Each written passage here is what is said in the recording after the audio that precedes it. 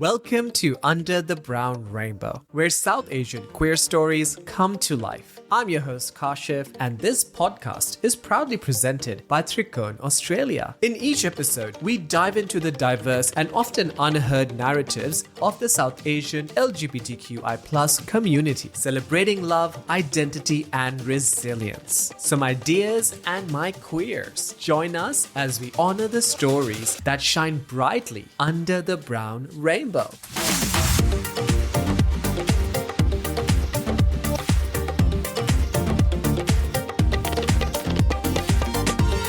Today on the show, we have someone that spreads positivity. Wherever you see them, you go like, wow, how is this person spreading all of that positivity out? On the show, I'm so happy to have Nerissa Trindade.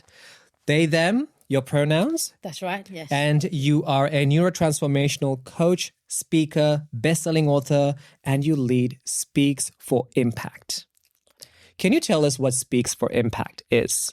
Yeah, sure. So Speak for Impact is essentially a program that helps raise diverse voices, helps people powerfully share their story and impact lives. And that was a small vision behind it that I had. And as somebody growing up who was absolutely terrified of speaking, terrified of sharing any part of themselves, when I wanted to share my story, I was looking at other people that spoke, and I would see people just, walk up and just be able to confidently be themselves and share and speak on stage. And I'd be like, how do they do that? Surely they were born like that. And then I'd, go to people to try and learn how to do it. And people would tell me like, be like that person and be like that person or speak more like that. And I'm like, that's not me. So yeah, Speak for Impact is a program that doesn't teach you to speak like anyone else. It just basically teaches you to be more of you. And I think when you can be more of you, it's not speaking techniques so much. Of course, we go through that as well, but it's really how can you be all of you so that when you share it, you're sharing your story, you're sharing it in your authentic voice, you're being uniquely you. And I think that's a big part of how we share our stories. And that's what Speak for Impact does. Beautiful. Now, can I ask you that for someone who is queer, brown, they're on their journey right now, what is that one message you want to give to them straight away before we even start this chat that makes them feel that, hey, they can actually be themselves without feeling guilty? Yeah. Whew, guilt is a huge thing. I think for anyone on the journey right now, like I would say to you, the biggest thing is that it's your journey. It's not my journey. It's not Kashif's journey. It's not anyone else's journey. And I think sometimes that journey can be pressured, and there's so much of like, there's stereotypes, there's obstacles, there's things we should do, shouldn't do. We live in a very binary world of good and bad, white, black, right, wrong. And I think it's important for each person to know that their journey is their part. There's no timeline on it. There's no, I need to be here in a certain year, or I need to be here in 5 years' time. It's about taking your time. I think feeling safe in who you are, in the spaces that you are so important. And I always say, like, check in with your internal compass. And what I mean by that is, like, we all have this like little flame that's flickering inside us. And people often say, like, how do I make a decision if this is the right one or the wrong one for me? And I just say, it's no right or wrong decision. It's you and your journey. And it's about tapping into that little flame and going, the step that I'm taking right now, is that making this flame get brighter, or is it dimming it down? And if it's getting brighter, take that step. And if it's dimming it down, check in and ask why. And I think that's the journey that people need to take, however they're operating, wherever they're going, because it's unique to them. That is beautiful. Now, I remember the first time I think you popped up on my Instagram feed. It was one of these motivational talks that you do. And the best thing that I love about you is that you're so humbling and kind and natural and you speak to the person who's watching that video, reel, or, wherever that is posted. See, you wear so many hats, okay? So let's just go through them right now. So you're an author, right? A neuro-transformational coach. You're a speaker. And if I'm going back to the author, role that you do, you're one of the best-selling author, right? Amazon bestselling. Hey, there you go. It's there. Now, how did your journey lead you to embrace all these roles? How did that come through? Sometimes I don't even think like that's me. Like I have to check myself to hear like that's actually my introduction or my bio, because like if growing up, if you told me like that's what I'd be doing or that's who I'd be like, absolutely, like, no way. Like, my journey and my story was so far from anything that is my reality today. You know, I grew up in India, like, and growing up was told that everything about me was wrong, that I shouldn't walk like me, talk like me, speak like me, dress like me, nothing. Like, I was literally told that being me was wrong. And I was bullied at school. I was misunderstood at home, and I didn't have any space to turn to even ask the question of, if I shouldn't be me, then like, how do I not be me, or what else can I be? Like, there was just no avenue or no outlet to explore any part of me. And over time, I just shut down. I say I turned off the light in my room, and then I turned down the light in me. And I lived a version of what everybody else thought I should be. And how I started seeing that in my life was through a series of failure. Like, I failed in school, I failed in college, I failed in relationships, I failed in life. And over time, like, I realized I had become everybody else's narrative. Like, I'd become the version that everybody else wanted me to be. And when I looked in the mirror, I didn't recognize me, because all I was hearing was, don't be me. And the only question I had was, if I can't be me, who else can I be? And, that question led me down a path of self-discovery. And I realized, I got to the point where I was like, I can no longer lie to myself. I can either step out and be this version of who I, at that point, think I am, who I think I can be, or like, die to this version of what everybody else thinks me to be. And I was like, look, I'm just going to come out and say, this is me. And yeah, from that point, it was just a little bit more of just self-discovery and a journey of like personal transformation that I went on. And each time I took a step and I saw the change that happened in my life, I saw, it was almost like taking off layers, because as we grow up, there's so many layers that are put on: generational, societal, like there's layer upon layer, like religious stuff. And each time a layer removed, I saw a little bit more of me come out. And I liked that little bit more, that version that came out. I'm like, this feels right. Like, every time I test this version of me, this feels a little more comfortable. It feels a little better. And so I just kept building on that. And then once I got to the point where I'm like, yeah, this is who I am. And I think that's still a continuous journey. I was like, now how can I help someone who's, 2 years back to where I was, or 5 years ago, or how can I help? How can I do something to help the 10-year-old version of me, or 13-year-old version of me? Like, what would that person need? And I think going through my own personal transformation journey is what led me to become a transformational coach, what led me to, launch programs like Speak for Impact or Say Yes to You, which is another program that I run, which allows people to be all of who they are. Yeah. And even when writing the book, I mean, the first book was simply just go out and tell your story. It was absolutely terrifying, because my first book is called Growing Through: How Coming Out Transformed My Life. When I started writing it, my sister even like read a bit, and she's like, this is your story. Like, who's going to care about your story? And I'm like, ouch, thank you. But when I decided to share it, it was just, hearing people that I've never met on some other continent just send me like messages going like, thank you so much for sharing it. Like, that resonates with me. That's what I felt growing up. It kind of just told me that, we've all got different journeys, but we share the same emotions. Like, emotions and connection is what connects us. And I think when you hear that and you know that, sharing my story is not about my experience, it's about what can somebody else take from that, and how can it impact or inspire someone else to know that no matter where they start in life, it doesn't have to be there. Like, they have the power to do whatever they want to do to change that. And each day we get to rewrite and recreate who we get to be. So, yeah. See, that's beautiful, by the way. And I will use the word beautiful, positive. Oh my God, I'm enlightened. A lot in this interview, I can tell already. Now, Nerissa, this is a question which I feel like is really going to inspire a lot of the queers growing up out there who don't identify in a certain gender box, if I may say so.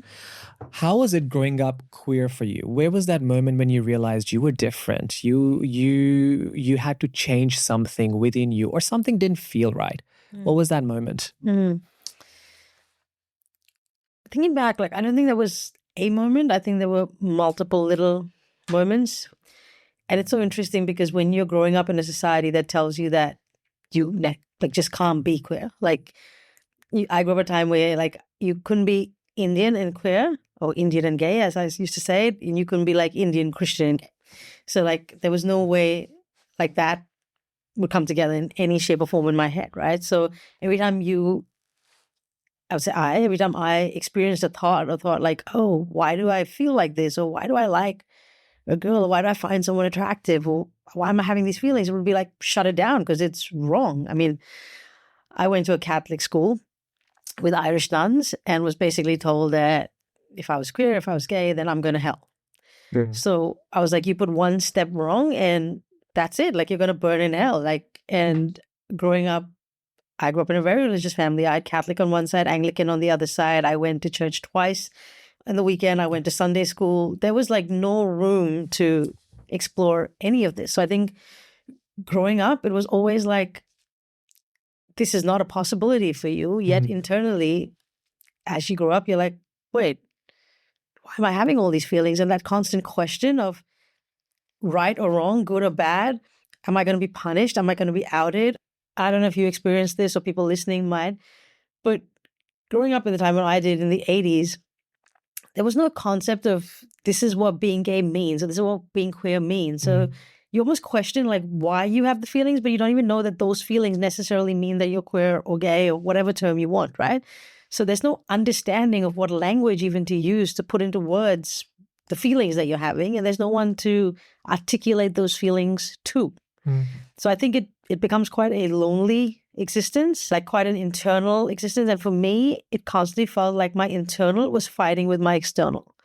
So growing up, I was very tomboyish and everyone around me did not like that, did not support that. So, anytime we went out, like my family would want to put me like in a little dress and, my hair was short and they'd try to put something in that made it look girly, and I would absolutely like hate it, like detest it, like on the inside, but I'd have to go with it. Like there was no way to, I guess, rebel against it when you're like, 8 or 10, or you can throw a tantrum for a while, but then you still got to go out after that, right?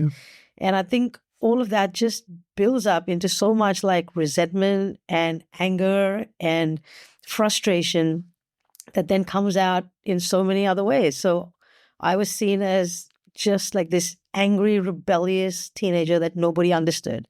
And it came out at school, it came out at home, and, nobody understood that I was actually going through all of this. And when I say like I failed in school, like I literally like failed in school. And now when I think about it, like I'm like, would I even write an exam for like 3 hours and, get the mark that I did? Because you just realize what's going on in like a 14-year-old brain at that point, right? Like you're trying to make sense of all of these concepts without anyone to go, hey, let's just work that out, like put this somewhere, figure things out, and here's what it means. So I think there were just all of these little moments that gave me insights into who it was. I was seeing girls back then. I dated a guy once and then went, no, just don't. Maybe this is not the journey for me. This is not the journey for me, clearly. I mean, he was a lovely guy. We were like best friends, and I think it should have just stayed that way. But I think maybe that was the moment because, my first kiss was a girl, and then there were like a couple more, and then there was the guy, and then I think when I was with the guy, I was like, this is not for me, and I think that's what confirmed like, why am I feeling like this? And there's something more, but I still hit it. I did not come out in India. I came to Australia. I was here for a long period of time, and I think I had to feel, when I talk about safety and security, I think I needed to feel safe in myself before I could explore my identity. Because as long as I was dependent on family, as long as I was dependent on the people that told me how I needed to be, there was no way I could explore who I wanted to be. So I had to build a life, and I almost like shut down every part of my identity and that journey and just went, I'm going to focus on creating a life for myself, creating independence for myself. Was my journey, not saying it's, it needs to be anyone else's. And then when I could do that and I could go, okay, now if I come out and I say, this is who I am, and everyone says, we disown you, and I lose everybody, then I'm comfortable and safe in the person that I'm inside and what I've built outside, and I can be okay with that. And I think that's when I realized, like, okay, now I can come out and explore and test and do it.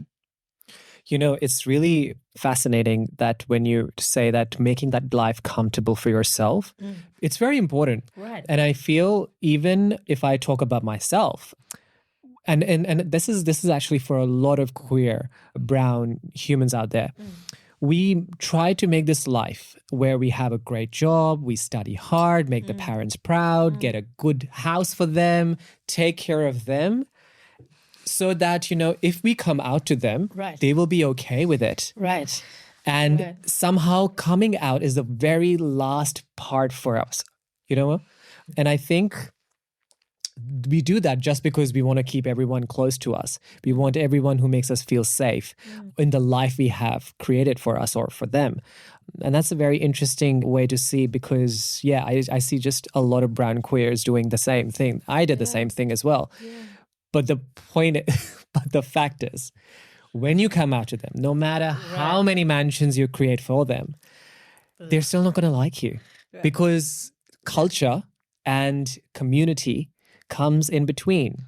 What are people going to say about us? Right. Aren't you going to marry a boy? Aren't you going to marry a girl? What about our grandkids? Right.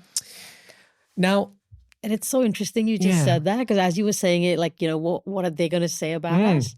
And I wonder if subconsciously that's why we do all the things that we do before we come out. Because then, like, even if they say what they're going to say about us, we're like, but look, I have the career, I have I've done all this stuff. Now I can go be me because, like, and I think it's almost like we're conditioned into I have to tick certain boxes before I can explore me. Like, we're conditioned into not putting ourselves first. And I think even like growing up in India and like culturally, this thing around like just the desire to be who we want to be or like even explore sexuality or gender, it's almost like shunned upon. Like that's like the last thing that happens. Like you tick all of these boxes. Like you go to school, you get the degree, you get, you build a house, you start the business, whatever that is.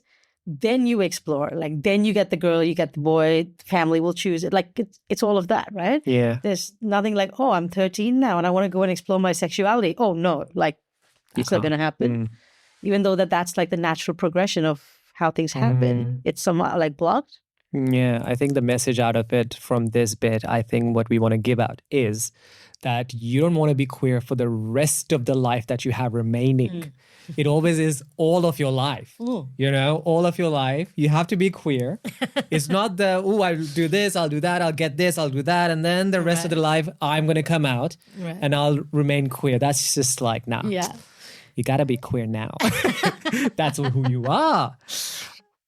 So again, I'm just going to, this is going to be my last bit related to growing up. No.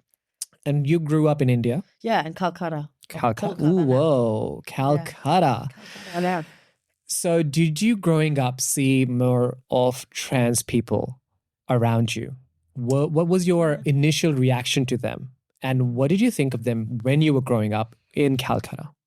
Yeah, growing up, not a lot. Like no one in the queer spectrum at all. That kind of I can even remember. I remember like there were a couple of people that people would talk about, and every time anyone referred to them, it was like, "Hey, you don't want to grow up and be like that person." And I would think like, "Well, I'm not like that person. So why are you telling me not to be like that person? And what about me infers that I would be like that person?" So I think it was almost like, in a way, like don't be like that same narrative. But if I think back in terms of like gender diverse, or I'm sure there were, like when I think about it, but I think it was all very like closeted, like it all happened behind closed doors, like, in the fashion world, in the entertainment world, like everything was happening. It was just behind closed doors, like nothing would happen openly and nothing would get spoken about. I know in Calcutta, there's a big, what we call like the Hijra population. Yeah. And, they were always seen as like looked down upon. Now there's a lot more work going on in terms of like the, like bringing them into society and part of that. But before it was all like shunned. It was like, no, they're kind of like outcasts, and they would come like, I think for weddings, or like if a boy or a kid was born, they would come and dance and want money. And like that was the narrative around it. Yeah. And it was like something bad and something you shouldn't be. And like, like they were like part of the devil and you're going to go to hell. Like it was everything like anything queer, anything trans, anything that didn't fit society or the norm was seen as like evil or wrong. So I think growing up, the moment you wanted to explore something on that, it was like almost like, no, I'm crossing this boundary of like good and bad, right and wrong. So I think it was very hard to tap into or explore any part of your identity. And, as kids, we are so scared to look at the beyond. Yeah. I mean, I watch Wicked now and I'm like, why didn't it come out when I was growing up? Madhuri Dixit didn't teach me that. Sri Devi didn't teach me that. Right. But I do remember that, funny you talk about the Hijra community because my Nana, so my mum's Mamu was actually a guru in the Hijra community. Wow. Yeah. So growing up, I had a lot of interaction with them. And they would come visit us whenever we would visit Pakistan. They would come and visit us. And every time they would have some sort of a transformation, like a physical transformation. Yeah. And they were going through this physical transformation till we lost them, unfortunately. Sorry. But I remember them looking at me in the eyes and telling me, you're one of us. And I remember shaking. I remember running away. Right. I remember, it felt like I was being outed, like someone knew my secret already. Yeah. And I was 8 years back then. Even I didn't know that, I was... Yeah. Or maybe I did. There was no term. Exactly. But it was just that, oh my God, I need to run and hide. And that was... run and hide. Exactly. Yeah, yeah. And that... Interesting. I mean, I feel like they were one of the first humans who actually told me that I was queer. Wow. Yeah, just when you said run and hide, it's almost like the absolute opposite of out and proud, right? Now, we see all that and you want to be part of it, right? You want to be part of the celebration. You want to be, if that's who you are, then. But back then, the moment someone even remotely thought you were queer or trans or anything, it would be no, that can't be me. What about me is giving out that vibe? If I think back to similar, when I was bullied in school, because people would, just say openly that I was gay because it was used as a derogatory term, right, back then. And you'd almost be like, what about me is giving off that? And what do I need to do to not be that? Yeah. That same run and hide. It's so interesting. And then you go through this whole journey of then, I say taking off the layers and putting back, almost like unbecoming and unlearning everything that we've been taught to then become this, go back to, not even become, but go back to the version of who we were before the world told us who we should be, Yeah. Now, this question is divided into two separate parts of your life. One where you were in India, Calcutta, growing up, queer, and you were trying to fit into what are the cultural norms of female person is. Good Indian Christian girl. Good Indian Christian girl. That's right. In a Catholic school. With the Irish nuns. Irish nuns. Oh my God. It's layer upon layer. Exactly. Some music from your Apple Music library. What happened there? Oh, sorry about that. It's all right. I don't know why it just started playing. In our Koki Musti. What did you say?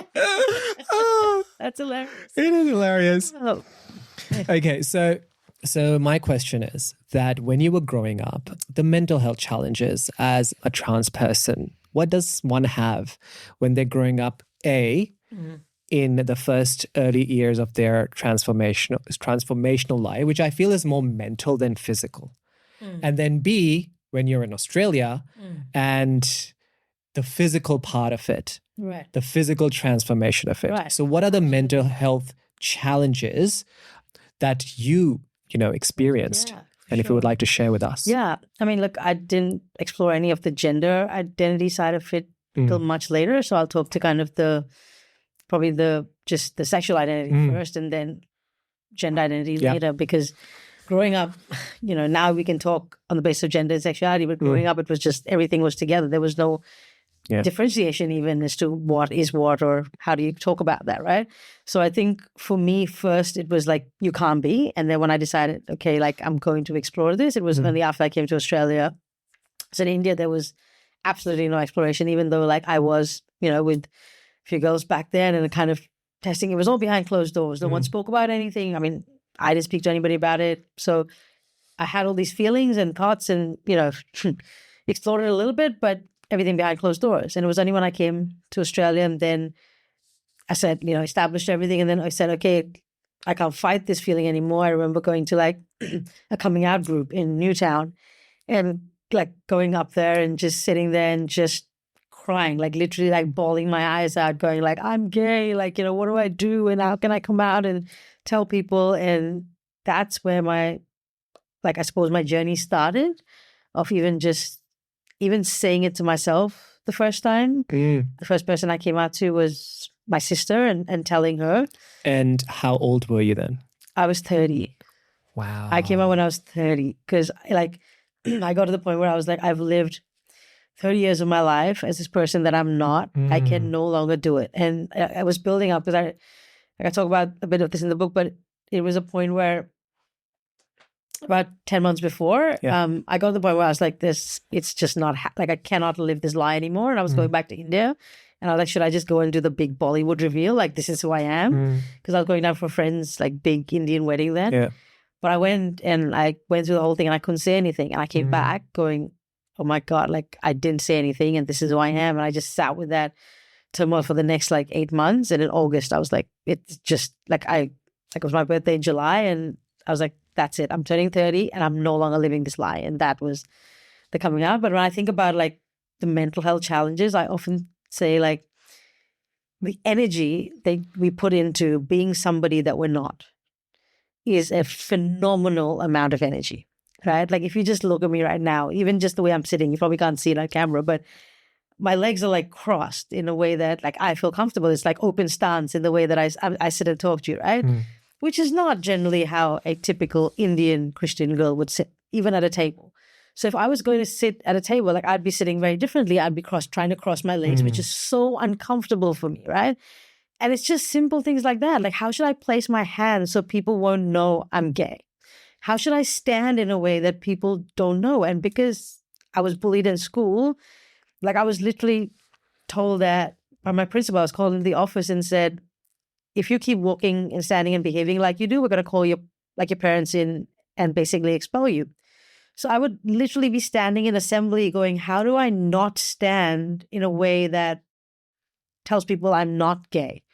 So I would look at how the other girls were standing and try to stand like they were standing. And I'm like, that's not me. So, the impact that it puts on your mental health and well-being around the energy that you're putting into not being you. And there's this constant conflict inside me that I felt. And then I thought, okay, let's go and be as much of this Indian girl that I can be. And, I went and I wore all the dresses and I put on all the heels, as crazy as that sounds, because I cannot imagine it. That's a whole other show. I wore heels. I say, when I came out, I got rid of 15 pairs of heels from my closet. I came out and then the heels came out. But I wore the dresses and I wore the makeup and the earrings and the heels and I went out partying with all the girls and I wanted to fit in. I wanted just the outside to fit in. And the more I tried to make the outside fit in, the inside was more conflicted because no matter what I did on the outside, it didn't change how I felt on the inside. And it got to that point where that conflict could not continue. And I just had to go, I'm no longer living a lie. And I think that was for me the sexual kind of identity journey. But the gender one was even more interesting because I didn't even think gender identity was a thing. I was like, all right, I'm born female and that's how I'm living my life. So that's how this body is going to be and that's how I'm going to be. There was never even a concept or a thought in my head I could do anything to change it. And, funnily, when I was being bullied in school, someone in year 10 told me oh, what are you going to do? Go have a sex change and become a boy and date this girl?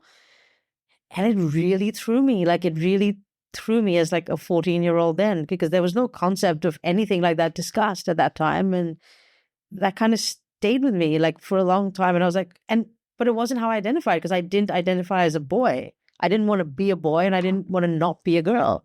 So there was never an understanding of who I am. And I think when I went down the path of understanding gender, the term non-binary just felt like such a comfortable space. When I first heard the concept, it was oh wow, I don't have to pick, I don't have to decide, I don't have to choose. This whole one box is where we had to fit just didn't fit in my brain. And I think the concept of gender fluidity is just allowed me to kind of flow between genders and play between it. And then just explore how that felt.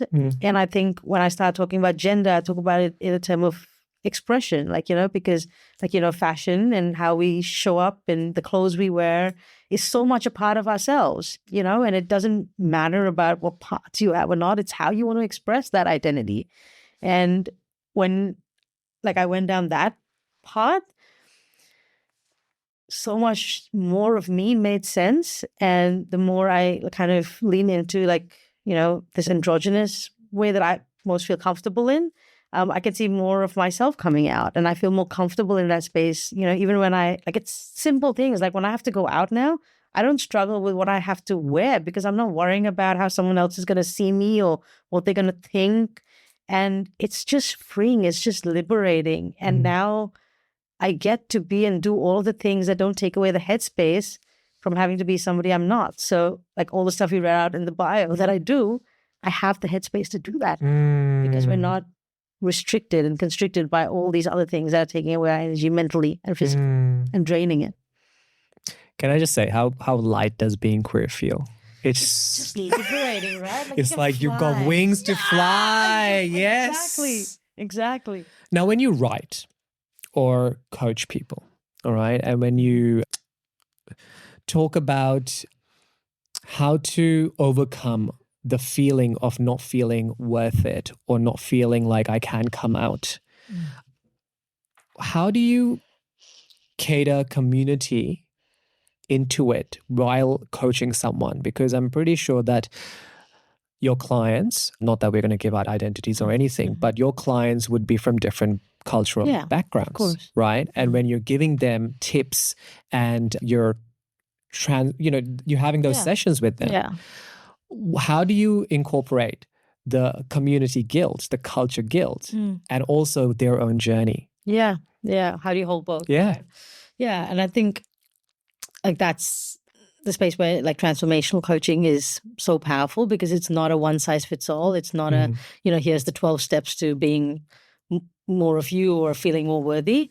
It's really meeting each person where they're at and then understanding where they've come from, what their journey is at, and what that best path is for them, not for me. But I think when you're holding, walking your own path, but also navigating that of society or culture or, traditions, religious, whatever that may be, it's understanding the duality of perspective, I think is really, really important. Yeah. Understanding that you can have a view, that you can have a perspective, and then someone else, for example, parents, society, the world, can hold a different view of that.